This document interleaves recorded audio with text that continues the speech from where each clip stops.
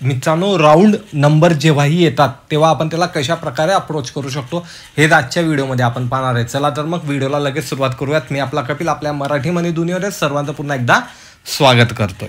मित्रांनो, इथे मंडेचा चार्ट लावलेला आहे कारण हा व्हिडिओ आपण मंडेला शूट केलेला आहे आणि मंडेला पहिल्यांदा 25,000ला मार्केटने टच केलं. आता टच झाल्यानंतर तुम्ही इथे पाहू शकतात की ऑलमोस्ट टच झालं आणि टच झाल्यानंतर तिथून आहे ना फॉल आलेला होता आणि एक मोठा फॉल आला, जवळपास 800 पर्यंत येऊन गेला. म्हणजे 200 पॉईंट हे शार्प दोनच कॅन्डलमध्ये मार्केट खाली येताना दिसलं. मग आता तेही टेलिग्राम चॅनलला होते, त्यांना आपण पहिलेच मॉर्निंगलाच मार्केट ओपन होताना सांगितलं होतं कधी 25,000च्या आसपास आलं तर तिथून सेल ऑफ येईल आणि स्टार्टिंगला आपली रणनीती काय असायला हवी, स्ट्रॉंग सपोर्ट काय असायला हवा आणि मार्केट कुठे जाऊन थांबू शकतं हे सगळं टेलिग्राम चॅनलला आपण टाकलेलं होतं. आणि ज्यांनाही क्रॉस चेक करायचं असेल तर ते तिथे जाऊन पाहू शकता. सगळी हिस्ट्री तिथे ऑन आहे मित्रांनो. फक्त टेलिग्राम चॅनलला आपण कॉल पुट देत नाही, आपण ॲज पर प्राईज ॲक्शन आणि लेवल प्रोव्हाइड करत असतो, हे लक्षात ठेवायचं आहे. मेन विषयांकडे येऊ की राऊंड नंबरला आपण कशा प्रकारे ट्रेड करू शकतो. तर मित्रांनो, राऊंड नंबर हे खूप महत्त्वाचे असतात. आता महत्त्वाचे काय असतात, नंबरच येतो. जशा प्रकारे इतर नंबर आहेत त्याच प्रकारे हाही एक नंबर आहे.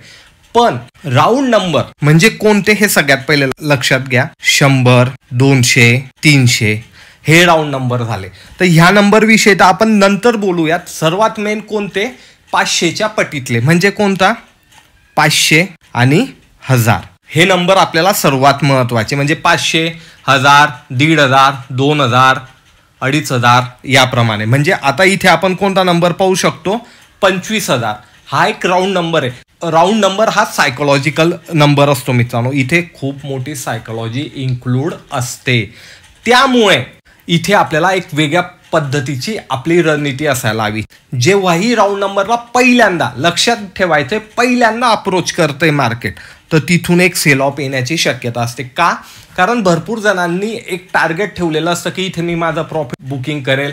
भरपूर मोठमोठ्या फंडवाल्यांनी ठेवलेलं असतं की मार्केटने हा एक माइलस्टोन आहे आणि तो पहिल्यांदा जेव्हा अप्रोच करतोय तर तिथून सेल ऑफ येण्याची शक्यता असते. मग ते 24,500 पण असू शकतं आणि 25,000 पण असू शकतं किंवा 25,500 पण असू शकतं मित्रांनो, 500च्या पटीतले. बँक निफ्टीमध्ये पण सिमिलर आहे.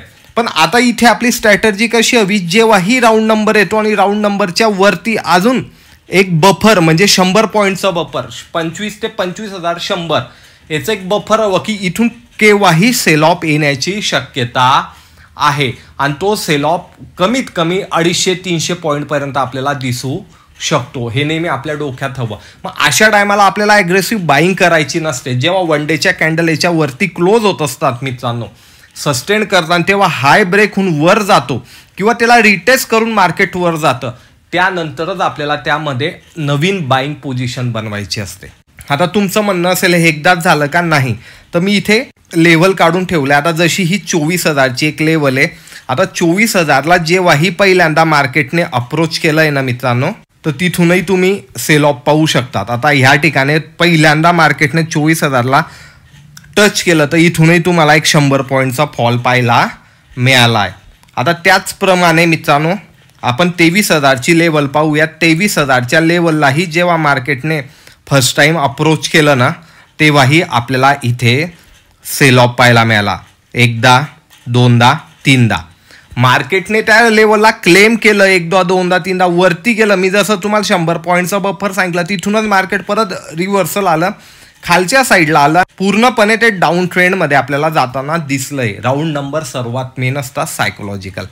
अजून आपण 22,000ची लेवल पाहणार आहे मित्रांनो की 22,000ला पहिल्यांदा, हे लक्षात ठेवायचं, पहिल्यांदा अप्रोच करणं मेन आहे. दुसऱ्यांदा, तिसऱ्यांदा अप्रोच करतोय ना तेव्हा तो नंबर एवढा महत्त्वाचा आपल्यासाठी राहत नाही. त्यामुळे आपल्याला त्याला पहिल्यांदा केव्हा अप्रोच केलंय ते पाहायचं. आणि ही हिस्ट्री बॅक डाटा मी तुमच्यासाठी आता इथे काढून ठेवलेला आहे. तर तुम्ही इथे पाहू शकतात मित्रांनो, मार्केट गॅप अप ओपन झालं, त्याच्यावरती तिथे सस्टेन केलं, बरोबर 100च्या आसपासच गेलं, त्याची लेवल ब्रेक केली नाही. तिथेच मी जे तुम्हाला बफर सांगितलं होतं इथे नवीन बाईंग करायची नाही, सिमिलर काम केलेलं आहे. नंतर नेक्स्ट दिवसाला गॅप डाऊन ओपन झालं तर तुम्ही पाहू शकता फॉल. हे पहिल्यांदा रिटेस्ट केलेलं होतं, पुढे आले तर तुम्ही इथे पाहू शकतात परत इथे एकदा रिटेस्ट करून वर गेलं, 100च्या वरती जाताना आपल्याला तिथे दिसलं नाही, परत खाली आलं, परत एकदा रिटेस्ट केलं, परत इथून रिटेस्ट करून फॉल केलेला आहे. जेव्हाही राऊंड नंबरला अप्रोच होतो तेव्हा आपल्याला ही कंडिशन नेहमीही पाहायला मिळते. आता आपण 21,000चं एक लास्ट उदाहरण पाहून घेऊयात. तर मित्रांनो इथेही तुम्ही पाहू शकतात 21,000ला अप्रोच केलं, खाली आलं. इथेही जवळपास 150-200 पॉईंटचा फॉल झाला. परत एकदा अप्रोच केलं, परत तिथे थोडा वेळ टाइमपास केला आणि परत मार्केट खाली आलं जवळपास 300 पॉईंट. सांगायचं तात्पर्य काय मित्रांनो, की जेव्हाही राऊंड नंबरला हे अप्रोच होतं ना तिथून आपल्याला एक सेल ऑफ पाहायला मिळतो. म्हणून आपल्याला 100 पॉईंटचं एक बफर इथे ठेवायचं आहे नेहमी. 25,000 ते 25,100 जोही राऊंड नंबर येणार आहे. जसं 500ला कधी त्याने अप्रोच केलं तर 500च्या टायमाला आपल्याला वरचं 100 पॉईंटचा बफर ठेवायची गरज नाही. 450 ते 550चा हा एक बफर ठेवायचा आहे. याच्या झोनमधनं निघाल्यानंतरच आपल्याला आपला ट्रेड हा इथे बनवायचा आहे. अशा टायमाला तुम्हाला सर्व सांगतील बुलिश आहे बुलिश आहे बुलिश आहे, पण एवढा मोठा सेल ऑफमध्ये आपले सर्व स्टॉप लॉस इथे हिट होतात आणि आपला लॉसही होत असतो. त्यानंतर आपल्याला अजून एक विचार करायचा आहे की मार्केट कुठून अप्रोच करतोय. आता इथे तर आपल्याला क्लिअर दिसतंय की 2 दिवसापासून एक मोठी रॅली झाल्यानंतर कुठे ना कुठे प्रॉफिट बुकिंग होणारच होती. मग सगळ्यांनी आपले टार्गेट कधी 25,000च्या आसपास नियर अबाउट मध्ये ठेवले असतील तर ते कुठे ना कुठे त्यांचे टार्गेट इथे बुक करतील आणि हे बुकिंग येईल. तर हे आपण क्लिअर मेन्शन केलं होतं. इथून काही ट्रेंड चेंज होत नाही किंवा इथून काही मोठा सेल ऑफ येणार नाही. हे सर्वजण विचारत होते न्यूज काय. न्यूजचा पण एवढा इम्पॅक्ट नसतो मित्रांनो, राऊंड नंबरचाच इम्पॅक्ट असतो, कारण ही सायकोलॉजिकल नंबर असतो. तर मित्रांनो राऊंड नंबरला आपण पाहिलं की दर टायमाला सेल ऑफ येतो.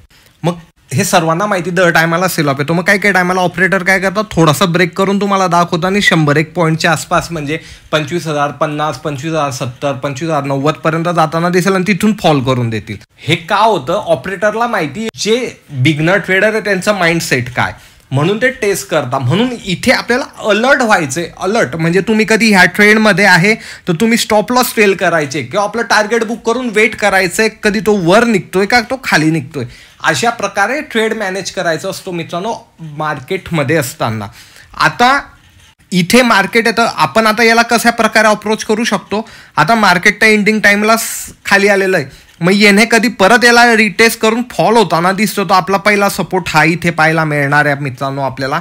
आणि कधी वर जातोय तर त्याला रिटेस्ट करून वर जाऊ द्या, जो हाय असेल तो ब्रेक करू द्या, तेव्हा आपल्याला इथे नवीन बाईंग करायची. हा जो झोन राहणार आहे, हा मधला झोन म्हणजे 25,100 ते 24,900 हा झोन थोडासा हा व्होलटाईल राहील. जेव्हा लेवल परत परत टेस्ट होते ना मित्रांनो, मग तो राऊंड नंबर पण असला तर तेव्हा त्याचा एवढा मोठा इम्पॅक्ट नसतो.